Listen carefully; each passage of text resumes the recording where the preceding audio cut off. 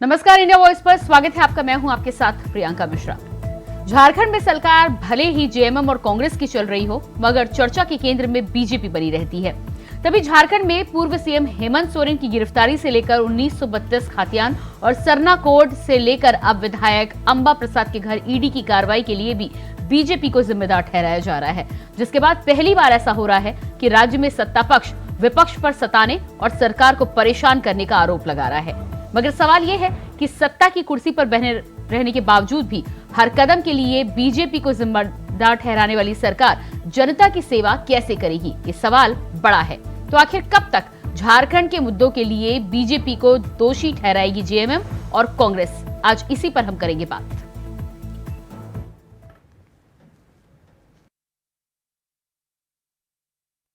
राज्यपाल पर रार, सियासी तकरार। अंबा को ईडी का प्रसाद बन गया सियासी फसाद। राज्यपाल हुए सख्त, जेएमएम मांगे वक्त। राज्यपाल पर सियासी बयान, कैसे होगा प्रदेश का कल्याण? राज्यपाल पर रार, सियासी तकरार। तो एक तरफ बीजेपी, दूसरी तरफ राज्यपाल। तो झारखंड के तमाम मुद्दों के लिए जिस तरह से जेएमएम और कांग्रेस की सरकार बीजेपी को दोषी करार दे रही है, इस पूरे मामले में सवाल यहां पर यह है कि जब सरकार ही विपक्ष पर सताने का आरोप लगा रही है, तो आखिर झारखंड की जनता का क्या होगा? आज इसी मुद्दे पर हम करेंगे बातचीत, लेकिन उससे पहले आपको दिखाते हैं एक रिपोर्ट।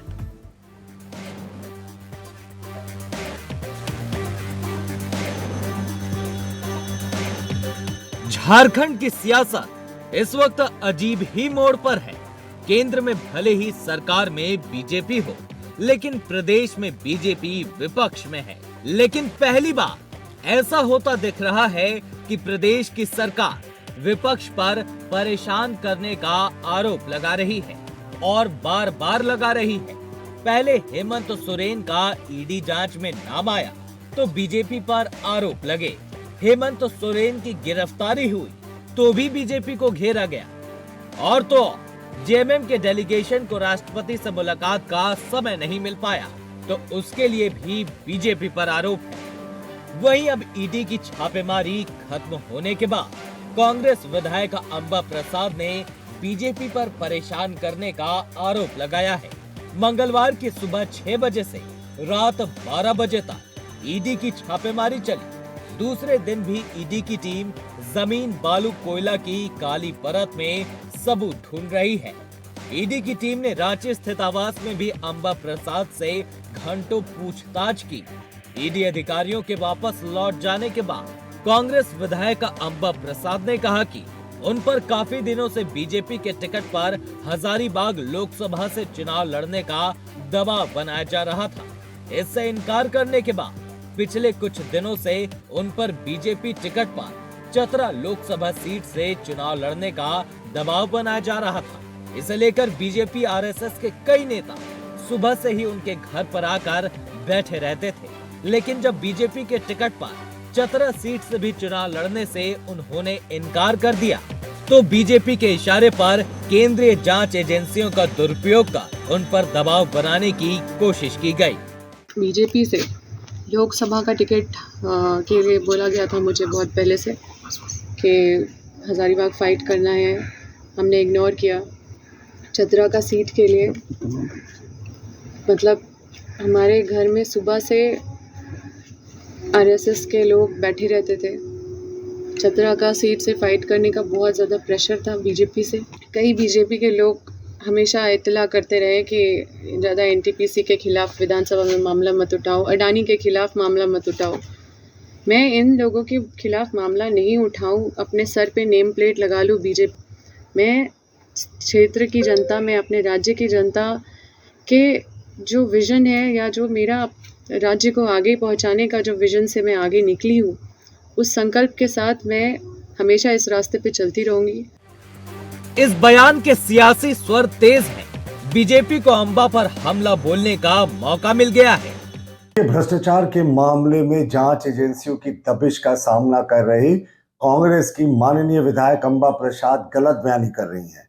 भाई, हमारा तो भ्रष्टाचार के खिलाफ देशव्यापी संघर्ष रहा है, तो उन पर जो संगीन आरोप लगे हैं, एजेंसियों के छापे पड़े हैं, और उनका यह कहना कि भाजपा उन्हें लोकसभा चुनाव लड़ाना चाहती थी, ये बिल्कुल तथ्यहीन बात है। हमारा लोकसभा का उम्मीदवार डिक्लेयर्ड है और वो ऑलरेडी मनीष जायसवाल जी लोकसभा क्षेत्र में प्रचार कर रहे हैं। लेकिन कांग्रेस तो अपनी गलत बयानी के लिए जाने ही जाते हैं ना। ऐसे भी आजकल कांग्रेसियों को कोई सीरियसली नहीं लेता, और अंबा प्रसाद सिर्फ ये बयान अपने ऊपर भ्रष्टाचार के आरोप जो लगे, एजेंसियों की दबिश हुई, उससे ध्यान हटाने के लिए दे रही हैं। वहीं राज्य में सबसे ज्वलंत मुद्दा सरना धर्म कोड की मांग को लेकर जेएमएम ने मुलाकात के लिए राष्ट्रपति से मुलाकात के लिए रिक्वेस्ट की थी। इसके साथ ही SC, ST और OBC के आरक्षण और 1932 खतियान को लेकर प्रतिनिधिमंडल राष्ट्रपति से मिलना चाहता था। जेएमएम ने कहा कि विधानसभा से पारित इन विधेयकों पर राज्य के राज्यपाल की टिप्पणी भी काफी दुर्भाग्यपूर्ण रही है। 1932 खतियान आधारित स्थानीय नीति का विधेयक विधानसभा से पारित कर राज्यसभा भेजा गया, लेकिन उसकी भी स्थिति वैसी ही है। गठबंधन की ओर से भेजे जाने वाले विधेयक के साथ ऐसा ही किया जा रहा है, जिससे कि सभी विधेयक लंबित रहे। जो इस सरकार के प्रति जो सोच बन रही है, जो विषय है, जो मुद्दे हैं, उससे भटकाने का एक जरिया मात्र है। आपको मालूम होगा कि 11 लाख लोगों ने इस देश को छोड़ा जो व्यापारी वर्ग से आते हैं, उस पर कभी चर्चा हुई? और आप उन लोगों को लाने की बात कर रहे हैं जो इस देश में नहीं। आपके देश के लोग आपको छोड़ करके जा रहे हैं, इस देश को छोड़ करके जा रहे हैं, उसका असर यहाँ के इकोनॉमी पे पड़ रहा है। सत्ता पक्ष ने बीजेपी को सियासत की घंटी बना दी है, जो चाहे बजाकर निकल जाए। हर सवाल का जवाब बीजेपी के पास है। हेमंत सोरेन से लेकर सीएम चंपई सोरेन तक फिलहाल हर तरफ से बीजेपी पर आरोप है। कांग्रेस से लेकर जेएमएम तक राज्य में जो कुछ भी घटना हो रही है, वो सब बीजेपी की देन बता रही है। राज्य में जो भी ज्वलंत मुद्दे हों, चाहे वो हेमंत सोरेन को जेल, सरना कोड, स्थानीय नीति, रोजगार आरक्षण जैसे मामले में बीजेपी को जिम्मेदार बताया है। ऐसे में साफ है कि राजनीति का ये रंग राज्य को कहां लेकर जाएगा, ये देखने वाली बात होगी। Bureau report, India voice.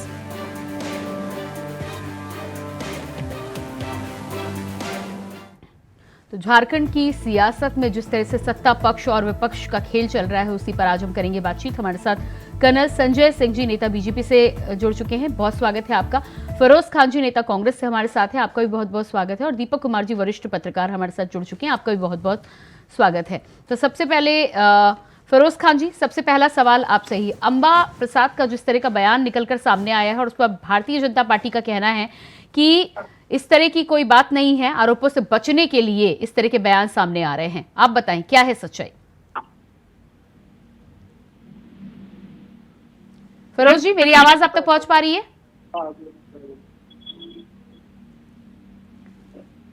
Firoz जी, आती हूं मैं आपके पास में। कर्नल संजय सिंह जी, अंबा प्रसाद के बयान पर सबसे पहले तो आप क्या कहेंगे?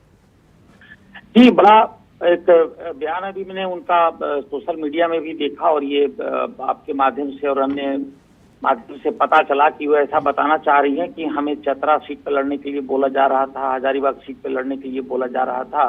मैंने लड़ने से इनकार किया, तो उन्होंने हमारे ऊपर ये प्रेशर पॉलिटिक्स बना करके लड़ने के लिए मुझे जो है सो विवश कर रहे हैं। ये देखिए, ये क्या बोलेंगे, तो बचकानी हरकतें वाली बात कोई अगर करे तो इसमें हम क्या बोल सकते हैं? हमारे पास इतने योग्य उम्मीदवार स्वतः भारतीय जनता पार्टी में हैं कि अगर हर जगह से मैं 1, 2, 3, 4, 5 यदि कि मैं 10 क्या लिस्ट बनाऊं, तो उसमें लगता है कि ये तो 50वें नंबर पर भी अंबाजी नहीं आएंगी। आखिर अंबाजी में कौन? नहीं, लेकिन उनका तो कहना है कि आरएसएस के कार्यकर्ता उनके घर पर बैठे रहते थे, तो क्या इस बात में भी कोई सच्चाई नहीं है? नहीं, जिस दिन आरएसएस के कार्यकर्ता आए थे, जिस दिन भारतीय जनता पार्टी के कोई उनसे संपर्क किया था, ये उस दिन उनको प्रेस कॉन्फ्रेंस करके पूरी दुनिया को बताना चाहिए था कि मुझे भारतीय जनता पार्टी बुला रही है, तो उस दिन इनकी पार्टी भी इम्प्रेस हो जाती और हम भी थोड़े से उस दिन दुखी हो जाते, हम भी थोड़ा सा सर नीचा हो जाता कि हम दूसरे पार्टी के लोगों को बुलाना चाह रहे हैं, उस दिन क्यों नहीं बताइए? और जब उस दिन नहीं बताई तो आज जब इनके ऊपर प्रेशर दिया जा रहा है तो आज ये बता रही हैं कि हमको वहां बुलाया जा रहा था। आप बताइए, हमारे पास इतने अच्छे हमारे यहाँ वो जयंत सिन्हा जी इतने अच्छे उम्मीदवार हैं, उन्होंने स्वतः कह दिया कि मैं पार्टी में काम करूंगा और हमारी जगह पर पार्टी किसी और को लड़ाए, वो तो वातावरण के मुद्दे पे काम करना चाह रहे थे।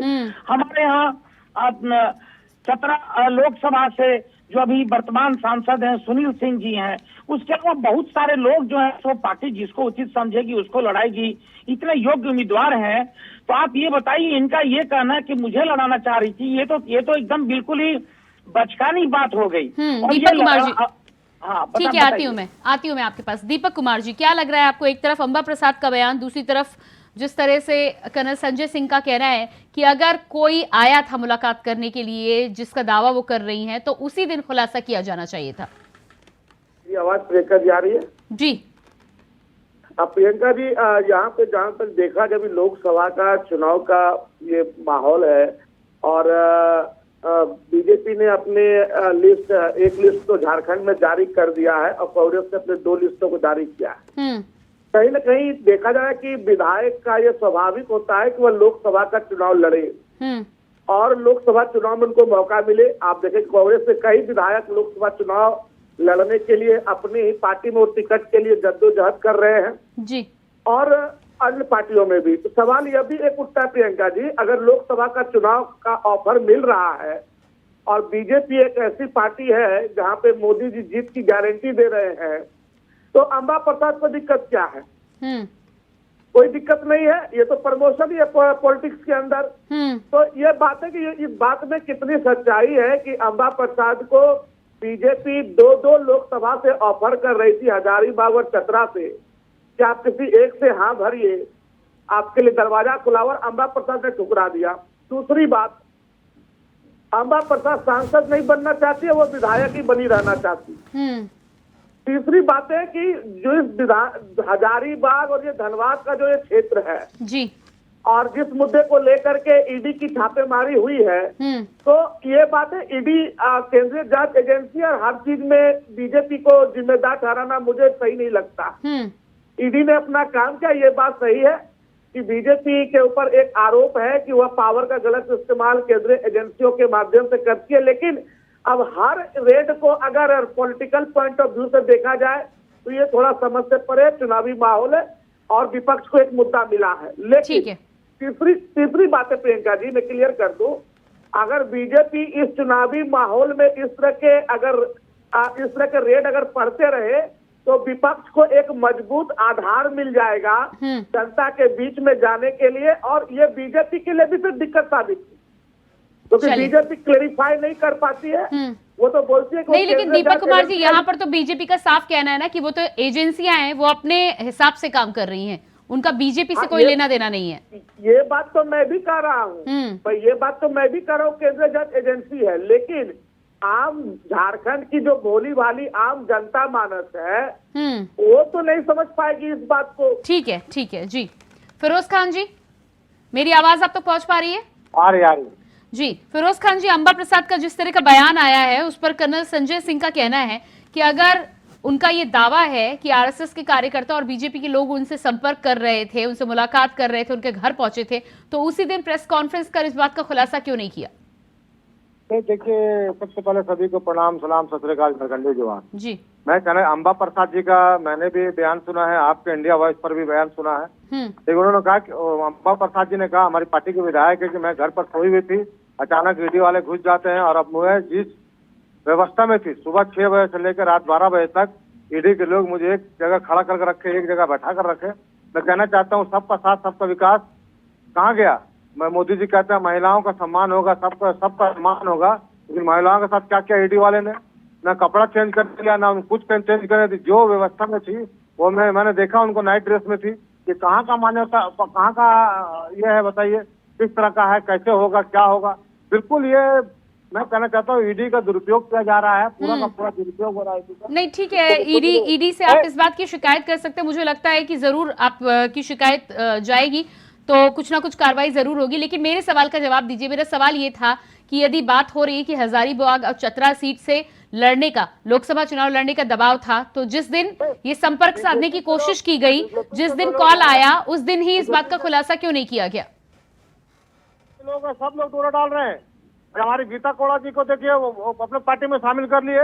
यही मोदी जी आए थे, अमित शाह जी आए थे। झारखंड का सबसे ज्यादा भ्रष्टाचारी कौन है? नहीं तो फिरोज खान जी, एक बात बताइए, मैं तो यही पूछ रही हूँ ना कि उस दिन संपर्क हुआ था, गीता कोड़ा जी वहां पर गई थी, तो ऐसे में तो अंबा प्रसाद के पास जैसे ही संपर्क हुआ था, उनको और पहल करके शुरुआत करनी चाहिए थी, खुलासा करना चाहिए था, क्यों चूक गए आप? गीता कोड़ा के पीछे दो साल से लोग लगे हुए थे। अरे फिरोज जी, पहले मेरे सवाल का जवाब दीजिए। आपके पास तो बेहतर मौका था ना बीजेपी का खुलासा करने का। खुलासा तो कर ही रहे हैं, ऐसा बात नहीं हो रहा है, बिल्कुल हो रहा है। लेकिन मैं कहना चाहता हूं कि आपको ये बता रहा हूं कि अंबा प्रसाद को किस तरह परेशान किया जा रहा है। आज लोकसभा चुनाव सर पर है, कुछ ही दिन बाद मेरे सवाल का जवाब देंगे नहीं। कर्नल संजय सिंह जी, जवाब दीजिएगा इस पर आप। कर्नल संजय सिंह जी, आपकी आवाज मुझ तक पहुंच नहीं पा रही, अनम्यूट कीजिएगा फोन को अनम्यूट कीजिएगा।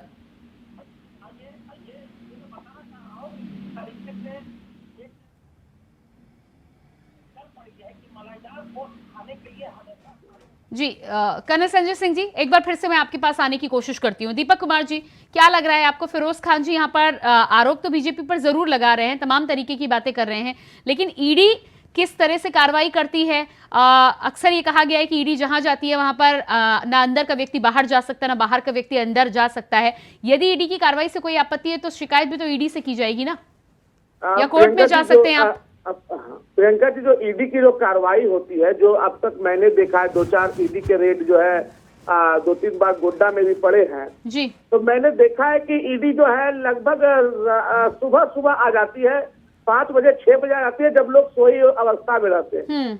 उसके बाद जब वो आते हैं तो वो जैसे ही एंट्री करते हैं, उनकी 2-3 गाड़ियां आती है बड़ी बड़ी 7 सीटर वाली, तो उसमें क्या होता है, उसके बाद आप ना तो बाहर जा सकते हैं ना तो अंदर आ सकते हैं। खाने पीने का पूरा सामान ईडी के स्टाफ बाहर से मंगाते हैं, कैरी करते हैं, और उसके बाद वो मतलब वो घर के लोगों को भी खाना दिया जाता है, सब मतलब उनको ऑफर किया जाता है। यहाँ गोड्डा में मैंने देखा था कि लगभग दिन भर, यहाँ पर तो अभी यहाँ पर बता जा रहा है कि सुबह के 6 बजे से रात के 12 बजे तक चला। गोड्डा में जो है सुबह के 6 बजे से दूसरे दिन के 7 बजे तक ईडी की रेड चली। लगभग 48 घंटे मान के चला जाए, 48 घंटे से कुछ कम। तो ईडी की रेड की कितनी लंबी होगी कहना मुश्किल, 12-13 घंटा चलती है, और ईडी का यही तरीका अभी तक देखा गया काम कर रहा है। अब इसमें बात आती महिलाओं की। अंबा प्रसाद खुद एक विधायक और महिला भी है, लेकिन यहाँ पे एक पॉइंट आ जाता है कि अंबा प्रसाद को ही लेकर के रेड किया गया। एक होता है कि क्या घर की अन्य महिलाएं, तो यहाँ पे कि उनको स्वाभाविक है कि एक होना चाहिए कि उनका जो दैनिक दिनचर्या है घर के अंदर का, वो उन्हें करने देना चाहिए। यहाँ पर थोड़ा सा देखा जाता है कहीं ना कहीं ईडी को इस पर ध्यान देना चाहिए जी।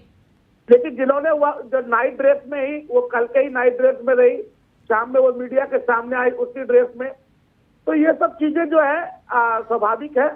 कहीं ना कहीं हमारे देश के कानून थोड़ा सा महिला को वीमेन एक्ट को लेकर के, वीमेन के सिक्योरिटी को लेकर के है, और उस पर कहीं ना कहीं ध्यान देना चाहिए। चलिए ठीक है। कर्नल संजय सिंह जी। जी, मेरी आवाज आ रही है? जी, अपनी बात रखें आप।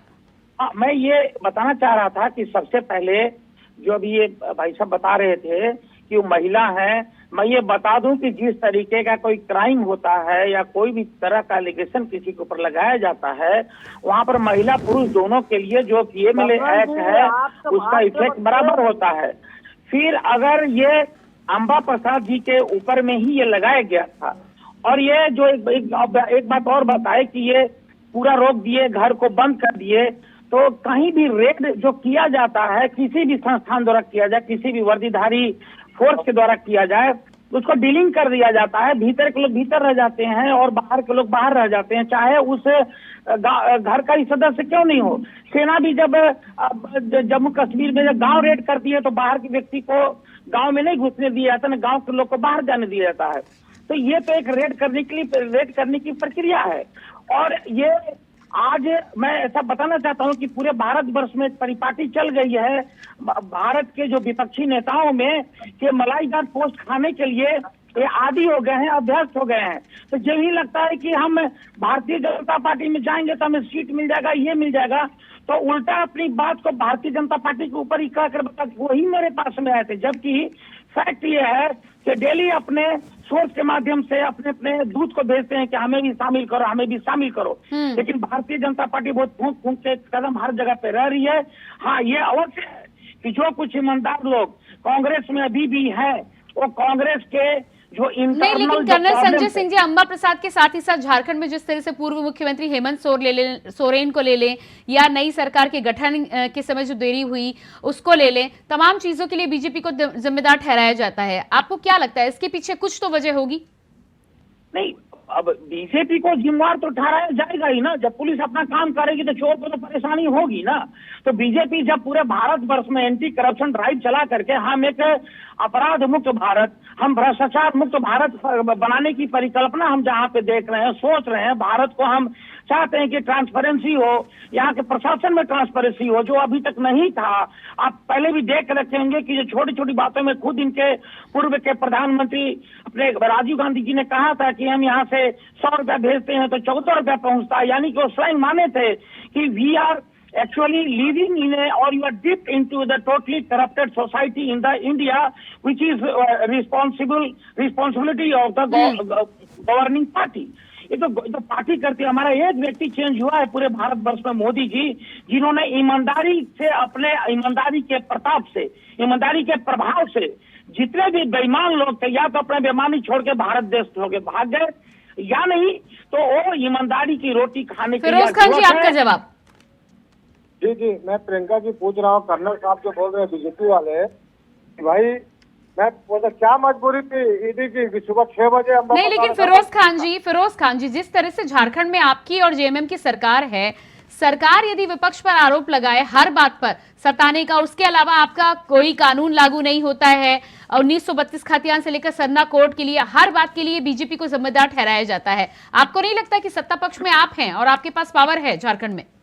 नहीं, मैं ये कह रहा हूँ प्रियंका जी, आप बताइए ना, खाली बीजेपी में सब लोग पक्ष साफ है क्या?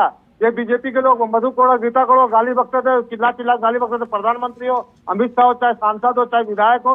अच्छा, आज गीता कोड़ा पाक साफ हो गई है, मधु कोड़ा पाक साफ हो गया है। बीजेपी के पास वॉशिंग मशीन है जो। अरे तो फिरोज खान जी, गीता कोड़ा को तो आप ही पाक साफ बताते थे ना, कांग्रेस में ही थी ना, अब आपके पास नहीं रुकी तो आप बीजेपी पर आरोप लगाए। बोल रहा हूँ, अरे मैं आज भी कह रहा हूँ, गीता कोड़ा झूठ का बदनाम किया जाता था, इसलिए गीता कोड़ा डर करके, ईडी के डर से उनके पति को। अब ये तो गीता कोड़ा ही बताएंगी ना कि डर करके गई हैं या आपको छोड़ के गई हैं। अरे उनका फेस इंप्रेशन देखिए, डर के नहीं गई है क्या? वो सीट हार रही है, वो वहाँ पर आदिवासी। कर्नल संजय सिंह जी, जवाब दीजिएगा। झारखंड मुक्ति मोर्चा, मैं ये बताना चाहता हूँ कि झारखंड में अभी जब जेएमएम की सरकार थी, माननीय मुख्यमंत्री जब हेमंत सोरेन जी थे, इन्होंने भारतीय जनता पार्टी के विधायकों के विरुद्ध में करप्शन को साबित करने के लिए एसआईटी का गठन किया था। एसआईटी का गठन करके हमारे भारतीय जनता पार्टी के सभी विधायकों का जो मलाई करने के लिए, आप बताइए कर्नल साहब, आपने खाली हमारे विधायकों के चेहरे को मलाई करने का गठन किया, बताइए उस एसआईटी के गठन करने के बाद उसका परिणाम नहीं निकला है। पार्टी में तो बेईमान थे, आपको पार्टी में चले गए, दूसरे को क्या चेंज करेंगे? नहीं चलेगा। अरे बीजेपी का राज में सिर्फ गरीबों को सताया जा रहा है, जो बीजेपी के साथ है वो पूरा पाक साफ है। अजीत पवार, छगन भुजबल, शिवंजू अधिकारी, चटर्जी, बनर्जी, दुबे जी, सब हमारे पार्टी के बेईमान थे। और आज मोदी की गारंटी गरीब तक पहुंच रही है, गरीब झारखंड जनता के 14 डालेंगे। और गीता कोड़ा डर से, गीता जो है वो डर से बीजेपी में शामिल होंगे, और वो चुनाव आ रही है, वो देख लीजिएगा। आपने भले डरा के धमका। ठीक है, दीपक कुमार जी से सवाल है मेरा, आती हूँ मैं आप दोनों के पास में। दीपक कुमार जी, क्या लगता है आपको, झारखंड में जिस तरह से हर एक काम के लिए, चाहे वो सरकार के द्वारा करने वाला काम हो, कोई बिल लागू करना हो, या फिर पूर्व मुख्यमंत्री से लेकर विधायक के घर छापेमारी से लेकर गिरफ्तारी तक, हर बात के लिए बीजेपी को जिस तरह से दोषी करार दिया जाता है, और यहाँ पर गीता कोड़ा का भी मामला सामने आया है, क्या आपको नहीं लगता कि तमाम दोष लगाने के साथ ही साथ कांग्रेस के हाथ में जब मौका होता है कि बीजेपी का पर्दाफाश कर चुके, तब कांग्रेस कहीं ना कहीं बैकफुट पर आ जाती है या उस मौके को हाथ से गवा देती है? लोकतंत्र में प्रियंका जी, पक्ष और विपक्ष का चोली दामन का साथ होता है। सेंट्रल में बीजेपी है और कोई भी ऐसा कानून जिसकी अप्रूवल सेंट्रल गवर्नमेंट से लेनी है तो राज्य के विधानसभा में पास करने के बाद जो है उसको केंद्र में भेजा जाता है, लेकिन यहाँ पे गवर्नर का जो है एक कंजेंट होता है।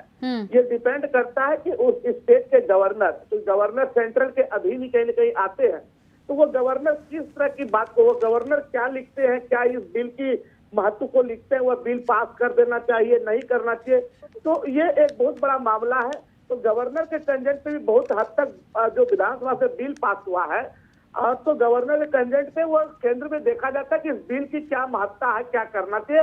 और सत्ता पक्ष में जैसे केंद्र में बीजेपी तो वह भी देखती है कि इस बिल के पास होने से विपक्ष को कितना लाभ होगा और इस बिल के पास होने से सत्ता पक्ष को कितना लाभ होगा। तो लाभ हानि का ये सब आंकड़ा है, तो ये अक्सर देखा गया है। मैं अभी ऐसा नहीं, बीजेपी जब कांग्रेस केंद्र के अंदर थी वहां पर भी कई ऐसे बिल थे, आप देख लीजिए 33% का मामला जो है आरक्षण का वो बीजेपी में केंद्र में पास हुआ, जबकि ये आज से नहीं, ये राजीव गांधी के समय से ही ये मामला चल रहा था केंद्र के अंदर कि 33% आरक्षण को देना है। तो ये होता है कि जो सत्ता में होते हैं वो अपने हित और अहित को ध्यान में रखते हुए वो बिल को अप्रूवल करते हैं। चलिए ठीक है, आप सभी का, दीपक जी समय मेरे पास नहीं है, बहुत बहुत धन्यवाद आप सभी का करना चाहूंगी। फिरोज जी, दीपक जी और कर्नल संजय सिंह जी, बहुत बहुत धन्यवाद जुड़ने के लिए। तो जिस तरह से झारखंड में तमाम मुद्दों के साथ एक बार फिर से विधायक अंबा प्रसाद के घर ईडी की कार्रवाई के बाद में जिस तरह से विधायक अंबा प्रसाद ने बीजेपी पर आरोप लगाया है, अब देखना ये होगा कि आगे आने वाले समय में झारखंड में और क्या क्या देखने को मिलता है। फिलहाल हमारे इस खास कार्यक्रम में इतना ही। खबरों के लिए बने रहिए इंडिया वॉइस के साथ। नमस्कार।